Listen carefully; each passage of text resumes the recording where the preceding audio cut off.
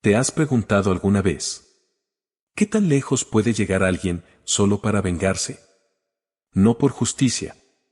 No por equilibrio. Sino por una herida al orgullo. Silenciosa. Invisible. Pero intolerable. Esta noche, vamos a sumergirnos suavemente en las aguas tranquilas y oscuras de un tema fascinante. La mente del narcisista cuando decide vengarse. Y lo haremos sin prisas. Sin sobresaltos. Solo tú, tu respiración lenta. Y una historia que se despliega como un río nocturno. Desde antiguos emperadores hasta el eco de Maquiavelo en las sombras del poder. Exploraremos cómo el narcisismo herido se transforma en estrategia calculada. Y cómo la venganza, para estos perfiles, puede volverse una obra de arte. Fría, paciente y muchas veces invisible. Esta no es una historia ruidosa. Ni una moraleja. Es un recorrido tranquilo. Por los pasillos mentales. De quienes prefieren ver arder lentamente un imperio. Antes que aceptar una derrota. Prepárate. Apoya la cabeza. Cierra los ojos si lo deseas. Estás a punto de entrar en el mundo donde el ego gobierna. Y la venganza no tiene prisa. Para comprender qué puede hacer un narcisista por venganza, primero debemos entender con suavidad quién es realmente un narcisista. No hablamos aquí del estereotipo popular, ruidoso, superficial y vanidoso. Hablamos del verdadero núcleo del narcisismo. Una identidad frágil, envuelta en una armadura de aparente grandeza. Imagina un jarrón de porcelana muy fino, pero vacío por dentro. Así es el ego narcisista. Hermoso y firme por fuera, pero hueco. Y con una sensibilidad extrema a cualquier grieta emocional. Este tipo de persona vive dependiendo de cómo es visto por los demás. Cada gesto, cada palabra externa, es percibida como un espejo que lo valida. Y cuando ese reflejo lo contradice, cuando alguien lo humilla, lo rechaza o lo ignora, entonces la herida no es solo emocional. Es existencial. ¿Sabías que para muchos narcisistas, el olvido es peor que el odio? Ser ignorado, reducido a la irrelevancia, es vivido como una forma de aniquilación. Es ahí cuando, con suavidad y paciencia, el deseo de venganza comienza a germinar. No de inmediato. No con rabia explosiva, sino como una semilla oculta, que crece en silencio, nutrida por la humillación, la vergüenza, y sobre todo, por el deseo de restaurar el control. Ahora bien, ¿cómo define Maquiavelo la ofensa y la represalia? Para él, las ofensas deben darse de una sola vez. Rápidas, decisivas. Mientras que los favores deben distribuirse lentamente. Así se mantiene el control. Se dosifica el poder. Y se mantiene al otro siempre un poco en deuda. Curiosamente, un narcisista herido suele aplicar esta misma lógica. Incluso sin haber leído nunca El Príncipe. Cuando buscan venganza, no lo hacen con arrebatos emocionales. Lo hacen con cálculo. Con elegancia fría. Con un aire de superioridad que disfraza la verdadera razón detrás del castigo. La restauración de su imagen. Veamos algunos ejemplos históricos. No como relatos épicos, sino como susurros del pasado que nos ayudan a comprender. Tomemos el caso de Domicio Enobarbo, más conocido como el emperador Nerón. Hijo de una madre ambiciosa, alzado al trono por intrigas palaciegas, y profundamente inseguro de su propio poder. Cuando fue cuestionado, cuando su arte fue ridiculizada, cuando su autoridad fue desafiada por el Senado, no reaccionó con ira inmediata. Esperó. Construyó lentamente su revancha. Desde destierros cuidadosamente seleccionados, hasta incendios convertidos en espectáculos. Y todo para demostrar que nadie podía burlarse de su grandeza sin pagar un precio. ¿Era simplemente crueldad? ¿O era la lógica perversa de alguien que no podía tolerar la grieta en su reflejo? A menudo, la venganza del narcisista no busca justicia, sino restauración. No pretende corregir el pasado, sino reescribirlo, con él en el centro. Y cuando esto sucede, cuando se combinan poder, ego y herida, entonces la venganza puede volverse sutil, prolongada y devastadoramente efectiva. Ahora que hemos explorado la raíz del narcisismo herido, es momento de adentrarnos, con suavidad, en el proceso silencioso, por el cual la herida se convierte en diseño. Porque para el narcisista, la venganza no es una reacción, es una construcción. Imagina una habitación oscura, sin ventanas, solo una mesa, y sobre ella, piezas dispersas de un rompecabezas. Así es como el narcisista comienza su plan. En silencio, en la soledad de su mente, colocando pieza por pieza. Una estrategia que no debe parecer vengativa, sino inevitable. El narcisista no actúa de inmediato. No grita. No golpea. Él observa. Analiza. Y sobre todo, espera. En psicología, este comportamiento se conoce como venganza fría. Un acto premeditado, calculado, que no busca catarsis emocional, sino efecto duradero. Esta venganza puede tomar muchas formas. La difamación sutil, que poco a poco mancha la reputación de quien lo ofendió. El sabotaje pasivo, que se esconde tras sonrisas y promesas no cumplidas. O el aislamiento social, orquestado lentamente para que el otro quede solo, sin siquiera saber por qué. Maquiavelo ya sugería esto en sus textos. Para él, quien desea destruir a su enemigo, debe hacerlo de tal forma que no pueda levantarse nuevamente. El narcisista, aunque no cite a Maquiavelo, parece seguir esa máxima al pie de la letra. No quiere solo castigar. Quiere invalidar. Quiere que el otro dude de sí mismo. Que se autocuestione. Que, al final, ni siquiera esté seguro de haber sido víctima. Considera un ejemplo más moderno. No tan grandioso, pero igual de revelador. Un alto ejecutivo, humillado públicamente por un colega más joven durante una reunión. No hubo gritos.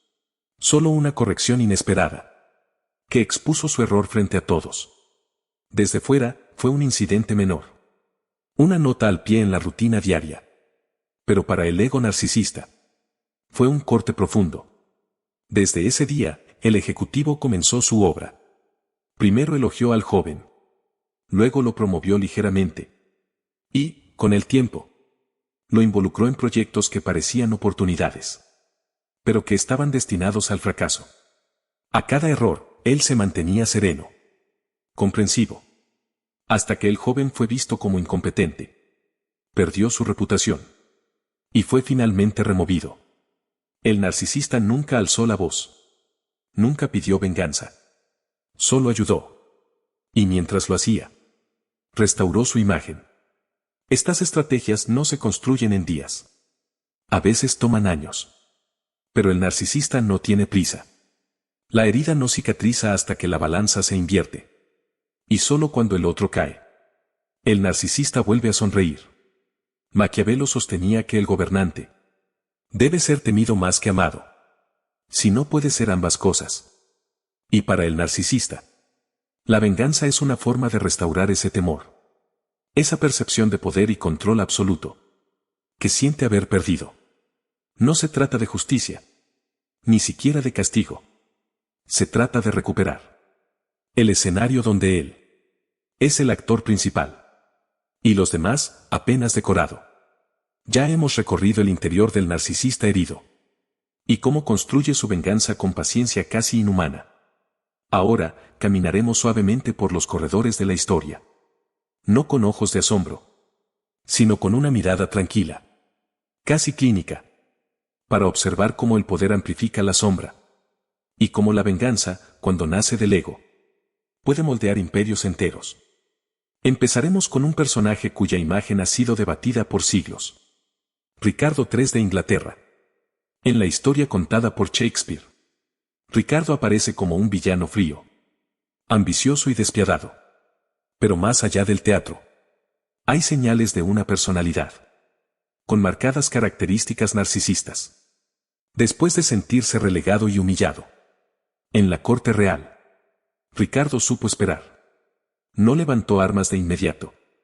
Primero acumuló poder en la sombra. Manipuló alianzas. Susurró dudas. Y lentamente desplazó a quienes lo habían ignorado. Y cuando su hermano, el rey, murió, no fue el dolor lo que dominó a Ricardo. Fue la oportunidad. Uno por uno, los obstáculos fueron eliminados. Primos, sobrinos, aliados. No con furia, sino con la delicadeza quirúrgica de quien busca reescribir su posición en la historia y en su propio espejo. Otro ejemplo revelador es el de Catalina de Médici, la madre reina de Francia. Al principio, fue vista como una figura secundaria, una extranjera, una esposa sin mucha influencia. Pero Catalina no olvidaba y no perdonaba fácilmente los desaires. Cuando vio peligrar el legado de sus hijos, comenzó a mover las piezas. Organizó matrimonios estratégicos. Controló las finanzas de la corona. Y se convirtió en la gran titiritera. Detrás de los conflictos religiosos más intensos del siglo XVI. La masacre de San Bartolomé, aunque compleja y llena de matices políticos, llevó su firma oculta. ¿Fue venganza? ¿O estrategia? Cuando el ego se mezcla con el poder, ambas cosas suelen confundirse. Y si cruzamos a Oriente, nos encontramos con Insi Huang, el primer emperador de una China unificada. Desde joven, fue despreciado por su origen incierto.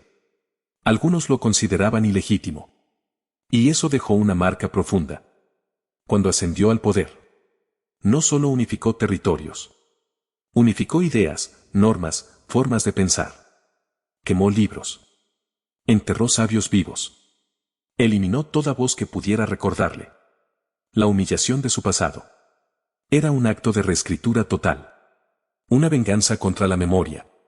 Un intento desesperado por convertir el olvido en un acto de dominio.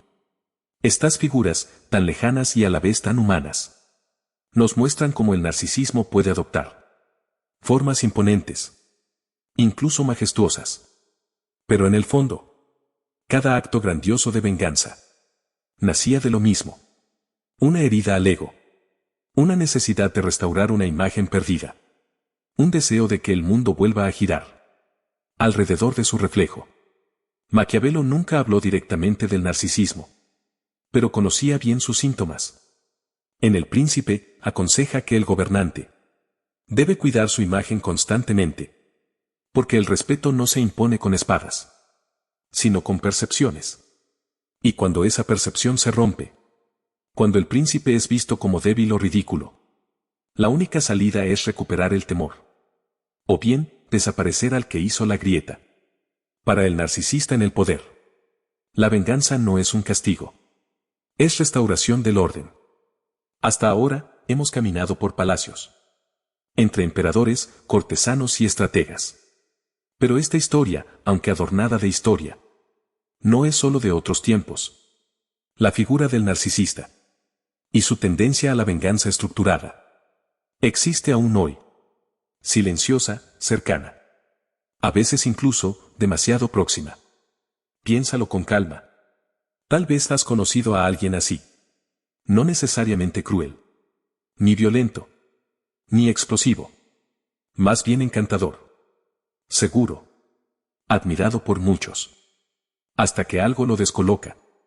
Un comentario, una crítica. Un simple gesto que no valida su imagen. Y entonces comienza algo que no se ve, pero se siente. En el mundo personal, la venganza narcisista puede tomar formas sutiles. Por ejemplo, una pareja que, tras una ruptura no deseada, comienza a manipular la narrativa. Cambia los hechos. Sugiere que fue traicionado. Se presenta como víctima. Y lentamente, gana la simpatía de amigos comunes. mientras siembra dudas sobre la otra persona. No hay insultos públicos. No hay drama. Solo una niebla. Una sensación ambigua de que algo no está bien. Y para cuando el otro se da cuenta, su círculo ha cambiado. Su historia ha sido reescrita. Y la venganza ya ha sido ejecutada. Sin necesidad de levantar la voz. En entornos laborales. El narcisista que ha sido desplazado, ignorado o contradicho, puede mostrarse colaborador, mientras socava en secreto los logros de quien lo incomoda. No de forma directa. Quizás solo olvida mencionar detalles importantes. O da retroalimentación ambigua en momentos clave. O sugiere dudas sutiles a los superiores. Nada punible. Todo parece normal. Y sin embargo, el resultado es el mismo. Quien fue visto como amenaza, termina aislado, descalificado. O fuera del juego. Lo más desconcertante del narcisista vengativo es que rara vez parece estar enojado. Su tono sigue siendo amable. Su presencia, pulida. Incluso su lenguaje corporal, relajado. Pero por dentro, lleva el registro. Cada palabra que le hirió. Cada mirada que no lo validó. Cada momento donde sintió que el mundo dejó de girar a su favor. ¿Y cómo podemos reconocer este patrón? ¿Sin caer en la paranoia? La clave está en observar. No solo lo que dicen, sino lo que hacen. Cuando no reciben lo que esperan. Cambian de actitud súbitamente, pero con una calma casi artificial. Se distancian sin explicaciones, solo después de una herida sutil. Comienzan a crear narrativas donde ellos siempre quedan como víctimas. ¿Y tú comienzas a sentirte confundido, inseguro, dudando de lo que ocurrió? Entonces quizá estás presenciando una forma de venganza. Silenciosa, pero muy real. Maquiavelo no escribió sobre oficinas ni relaciones modernas. Pero entendía el juego de las apariencias. Sabía que el poder no es solo fuerza, sino control sobre la percepción. Y en la vida moderna, el narcisista vengativo no busca destruir con violencia. Busca redefinir la realidad. Para no sentirse herido. ¿Qué hacer frente a esto? Primero, entenderlo. Verlo. Y no reaccionar desde la culpa ni la rabia. El narcisista se alimenta de atención. Y cuando no puede ser admirado, prefiere ser temido. O al menos, recordado. Por eso, a veces, el acto más revolucionario es no entrar en su juego. No responder a su relato. Y seguir caminando. Con pasos tranquilos. Aunque el suelo tiemble un poco. Y así, hemos llegado al final de este recorrido pausado. Por los rincones más silenciosos del ego herido. Y la venganza cuidadosamente planeada. Espero que este viaje, entre ideas, historia y susurros de poder, te haya acompañado con suavidad. No para inquietarte, sino para ayudarte a comprender.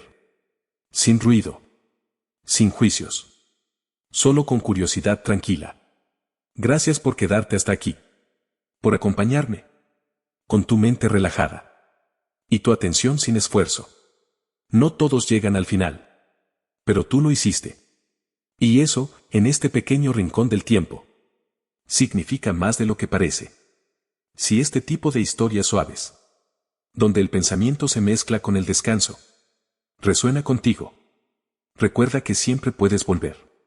Porque aquí, en este canal, la historia no se grita, se murmura y se comparte, como quien enciende una vela en medio de la noche. Hasta la próxima. Duerme bien. Y que las sombras que hoy comprendiste nunca te atrapen sin luz.